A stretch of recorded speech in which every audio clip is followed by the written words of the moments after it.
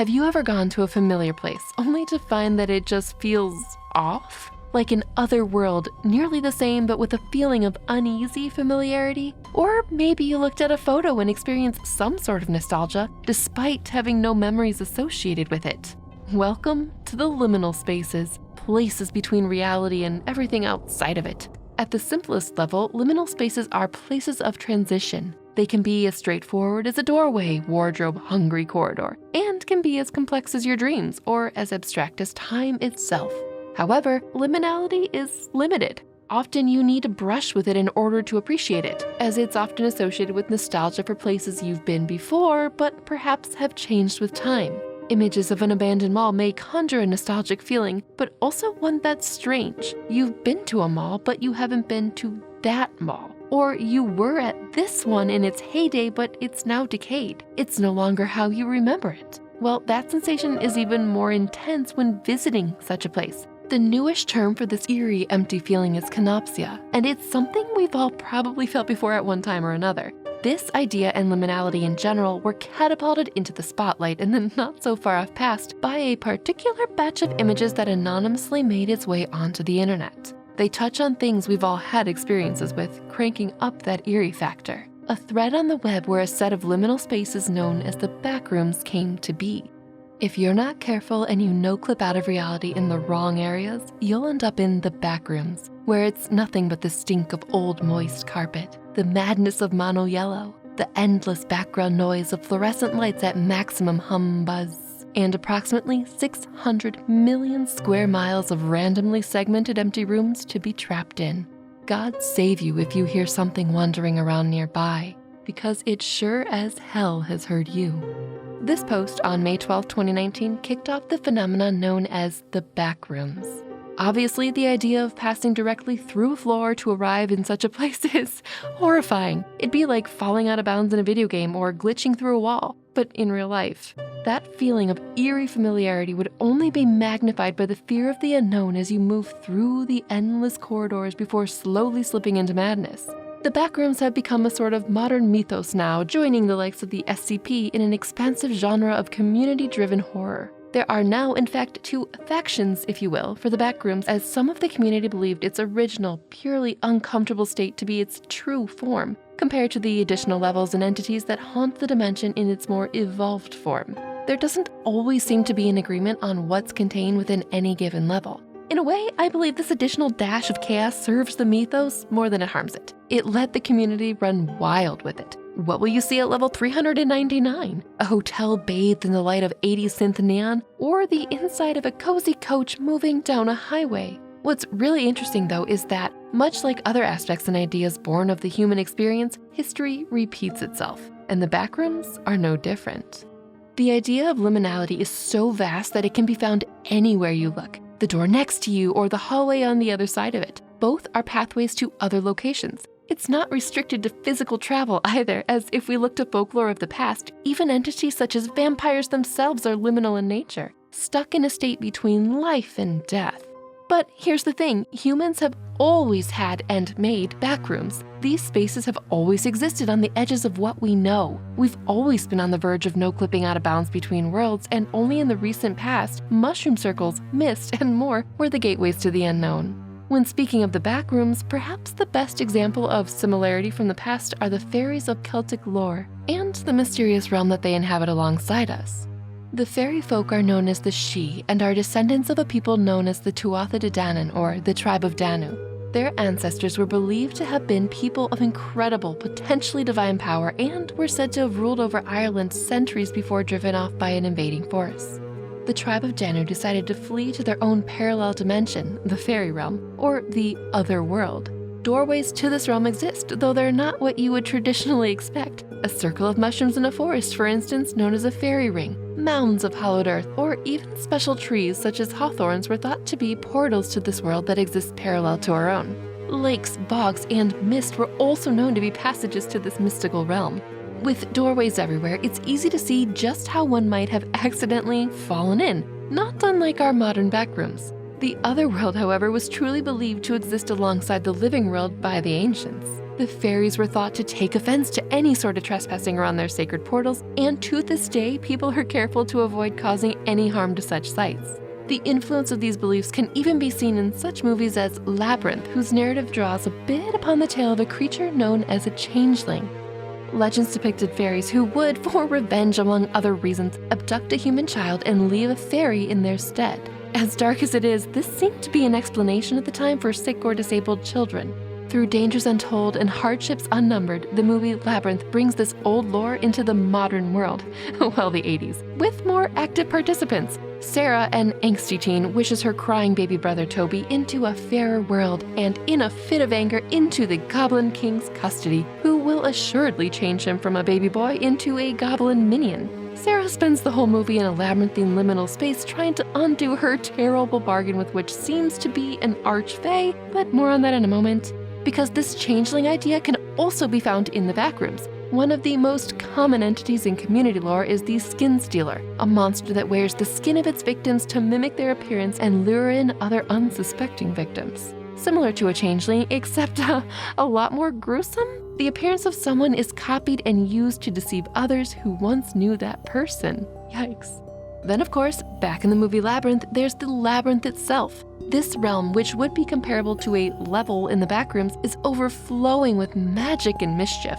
The labyrinth appears daunting at first, but Sarah could have quite literally walked straight to the castle. But because she had a preconceived understanding of what a labyrinth was and believed it must have twists and turns, the magic of that space created said twists and turns. This perfectly encapsulates the weirdness and wonder of what the fairy realm is supposed to be like. If you dream it, it can become a weird reality.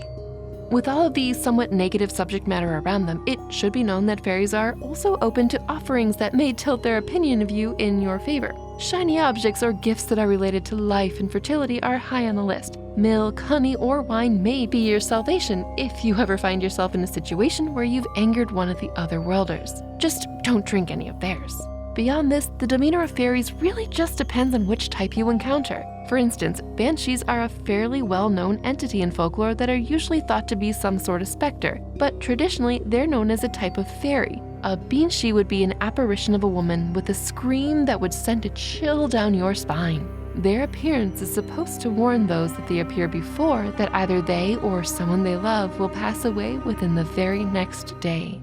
Leprechauns are another variety of fae folk whose beginnings can be tracked back to around the same time as the banshee, where their origin lay with water spirits called Lukerpan, which translates to small body. These fairies were traditionally mischievous, but in our day and age are more often associated with rainbows, pots of gold, and a certain marshmallow cereal.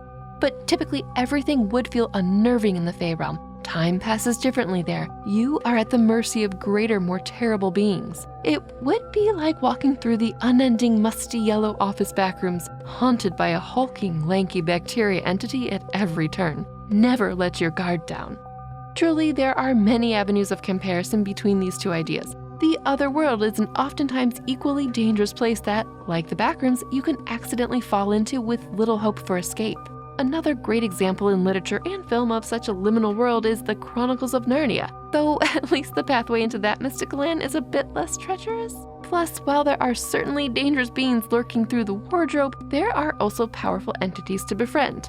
And of course, we can't talk about other worlds and liminal spaces without talking about Coraline. Not only is the eerie pink palace door a threshold and transitional space in and of itself, but the shape-shifting corridor beyond it is too. This changes form and stretches space between realms as the story progresses. And of course, Coraline ends up in another pink palace. Everything is the same, but subtly different at first. The portrait of the sad little boy with spilled ice cream has been replaced by a creepily gleeful lad with a sweet, sweet treat. Coraline's whole experience in the other world is like her real-world experience physically, but different emotionally, too sugary. This world eventually reveals its true essence as the other mother's power unravels. And all told, it seems to me like it's in the pocket of the Fae realm, with the transporting mist, mushrooms, weird moon phases, and general magic. The other mother herself is also very fairy-like in the old world, cruel, hungry for mortals way. All this to say, Coraline's Pink Palace and the door, Mushroom Circle, and Hungry Corridor leading to it are all excellent examples of liminal spaces. You know it's a great example when people theorize, did she escape or was it all a dream? Like the Backrooms, Coraline could have stayed in that other reality forever and always. And then there's that mischievous portal-hopping cat. The Backrooms as they exist currently also have their share of entities that, generally speaking, are usually not very welcoming. There are exceptions, of course, such as the case of Entity 29, which are affectionately known as blubcats. These feline-like creatures are spherical in nature and are exceptionally camera-shy. As a matter of fact, the lore of the Backrooms states that no one has ever managed to photograph one of the round creatures, as they apparently innately know when a camera is pointed in their direction. Whenever it happens, they take off in the blink of an eye. The variance between these entities who appear in the Backrooms is as large as the divergence of the different levels, which wildly depart from the original concept now known as Level 0. For instance, there's a level that contains a malevolent star. Yeah, the star is a living sentient creature that screams at travelers telepathically, all while emitting radiation so high on the frequency spectrum that it has its own designation. I can't help but imagine the angry sun from Super Mario Bros. 3 here, but on a bigger cosmic scale with, endless screaming in your mind while you and everything around you fries in its all-consuming fury. If you thought that was wild, then strap in, because the only thing that seems capable of enduring this sigma radiation that the star produces is the impossibly gargantuan tree that orbits it. As you can see, some of these creations escalate, and quickly. As fun as it is seeing where this community creation goes, it's here where you can start to see the differences amongst the similar ideas. Differences which largely stem from the fact that the belief of fairies and the other world sprang from a desire to make sense of a world which wasn't wholly understood, while the Backrooms are known to be fictitious from the beginning, their liminal nature inspired by folklore and modern culture alike, the Backrooms before the Backrooms. That is, of course, not to take anything away from the Backrooms and the creative force that backs it. It's nothing if not fascinating to see what modern people come up with to apply to another parallel world, now that there's a slightly better understanding of our own world in play. It's very easy to get swept up in it as you sift through each individual level, and all of the possible entities, enigmatic or otherwise, that can potentially dwell in each dimension. Just as easy as it is to step on a mushroom in the forest if you're not careful.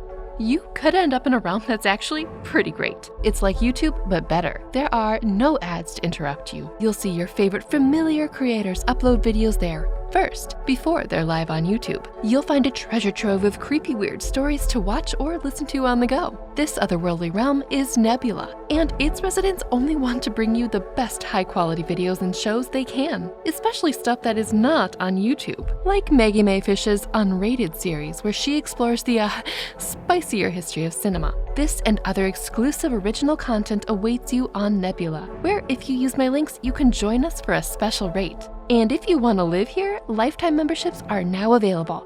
Because Nebula is owned by creators, we get to experiment with and create content that you will not find anywhere else. If you sign up using my links below or at nebula.tv/abitfrank, you can get Nebula for 40% off of annual plans, and also help me be able to make more weird and creepy shows as well. There's so much to explore, just like the Backrooms. I hope to see you there very soon. But do you have a favorite level or entity from the Backrooms? Or perhaps a favorite tale from the Fae realm? Let me know in the comments below. And do be sure to subscribe so you won't miss the next creepy cool video cooking in the cauldron right now. Stay spooky, friends and fiends. Goodbye.